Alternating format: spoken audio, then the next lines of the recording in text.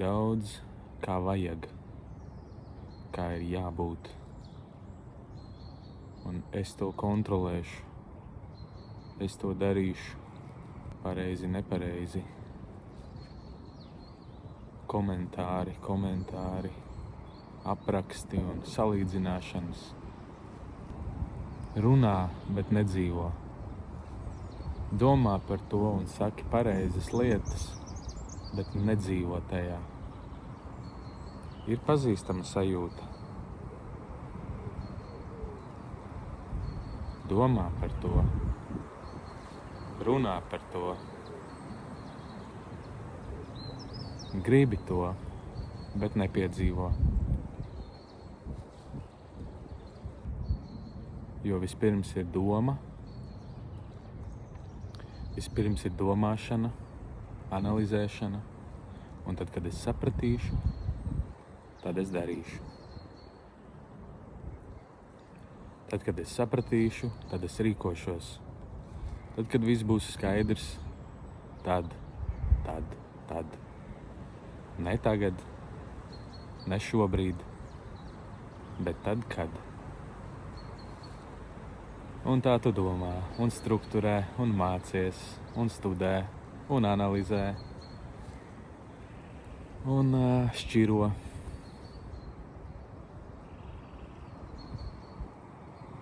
Un galva paliek lielāka, gudrība lielāka. Vari vairāk debatēt un komunicēt ar cilvēkiem, pamatot savas idejas, mācīt, skaidrot un joprojām nepiedzīvot.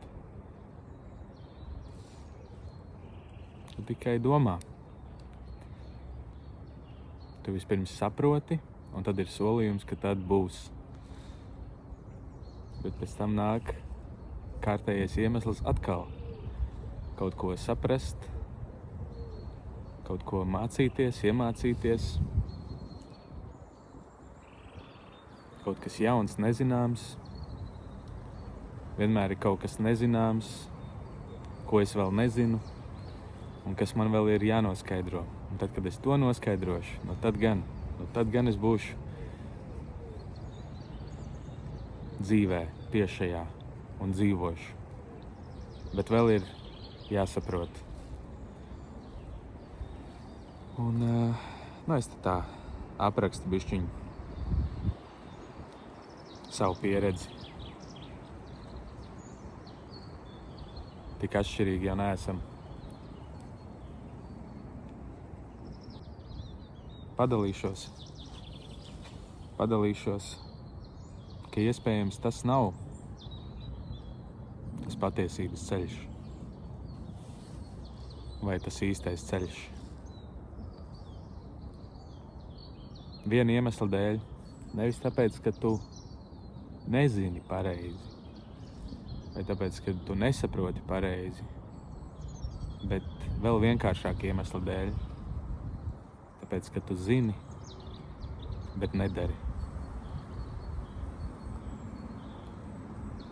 Tu neesi darbībā, tu neesi procesā, tu neesi elpā, tu neesi ķermenī, tu neesi dzīvē, tu neesi šeit, bet tu esi galvā. Visa enerģija aiziet uz galvu, kas atbild par kārtošanu, drošību, šķirošanu un visām tām lietām. Bet pati dzīve netiek piedzīvota. Nav tā dzīvība, par ko Jēzus runā. Ir zināšana par dzīvi, ir zināšana par Jēzu, par Dievu, par debesu valstību. Bet zināšana vēl nav piedzīvošana. Zināšana vēl nav dzīve.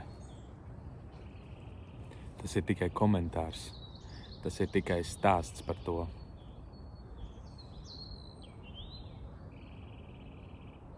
Un lasot, ko Jēzus māca un runā, aizvien vairāk es ieraugu, kāpēc viņš runā tik daudz līdzībās. Nevis kā mūsdienās, teiksim, psihologs vai zinātnieks vai mācītājs runā, bet viņš izmanto ļoti daudz līdzības, nevis lai piepildītu cilvēku ar galvas zināšanām, bet lai dotu viņam personīgu pieredzi, kur kaut kas pāršķeļās viņā, kaut kāds riekstiņš tiek pāršķelts un ienāk pieredze.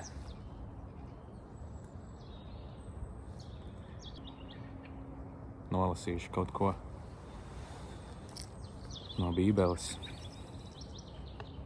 Mateja evaņģēlijā 7. nodaļā ir teikts: tāpēc ik viens, kas šos manus vārdus dzird un dara, pielīdzināms gudram vīram, kas savu namu cēlis uz klints.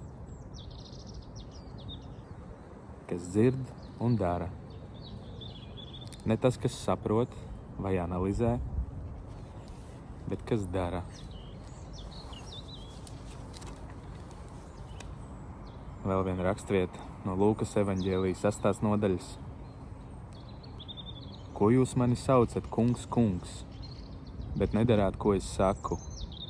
Ik viens, kas pie manis nāk un manus vārdus dzird un dara, es jums rādīšu, kam viņš līdzināms. Nevis es saprotu, ko nozīmē dzīvot, bet es daru, pat ja vēl nesaprotu līdz galam.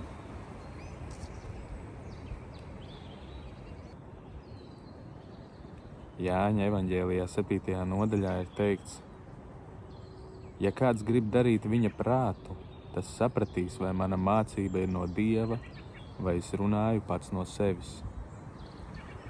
Nevis, ja kāds sapratīs, tad darīs. Bet, ja dara, tad saprot.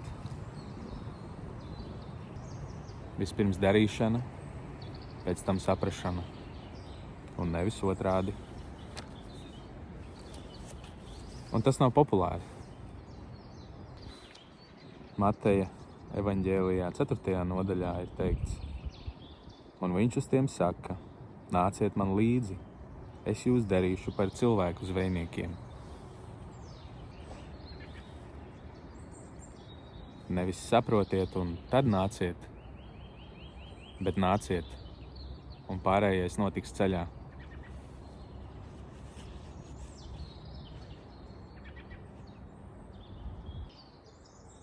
Un nav tik viegli. Esam trenēti saprast. Vispirms domāt. Īsumā dari, tad sapratīsi. Dari mazo, atvērsies lielais. Un saprašana nāk no kustības, nevis pirms tās. Mēs visu laiku kavējam. Kad es mēģinu visu saprast un izdomāt, es kavēju. Es esmu tas, kurš saka: pagaidi, Jēzu, man vēl ir jāaiziet pie tuviniekiem.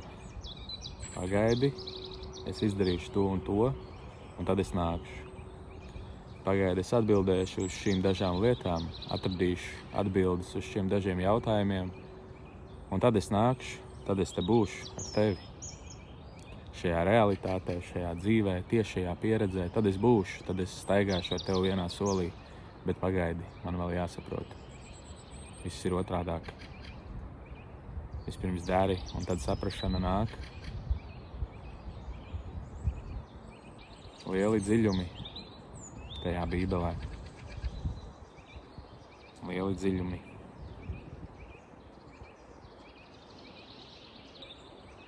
Lai Dievs tevi svētī.